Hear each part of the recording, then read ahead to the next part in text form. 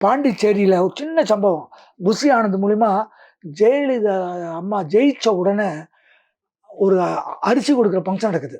தளபதி என்ன கூப்பிட்டார். என்ன கூப்பிட்டு, நாளைக்கு பாண்டிச்சேரி போறோம்ல, அப்பா என்கிட்ட ஃபர்ஸ்ட் டே கிளாஸ் ரவிராஜா, ஜெய அம்மா ஜெயிச்சிருக்கு. இப்ப விஜய் பாண்டிச்சேரி, கடலூர் போனா, அந்த அம்மா பிரச்சனை பண்ணும்.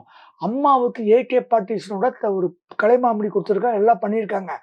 நான் புரொடியூசர் கவுன்சில்ல தலைவர் ஆகறதுக்கும் மறைமுகமா உதவி பண்ணியிருக்காங்க. அதனால தளபதிய பாண்டிச்சேரி போக வேண்டாம் சொல்லி ஆனந்த் கூட்டிட்டு போறேன்னாரு. சார், அந்த அம்மா பழி வாங்கிரும் சார். வேண்டாம் சார்ன்னு. இப்படி சொன்னதா விஜய் சார் சொல்லிட்டார் தளபதி. ரவிராஜா, நீங்க வர்றதா இருந்தா வாங்க. இல்லைன்னா நான் போவேன்ட்டார். நான் வரேன்ட்டார்.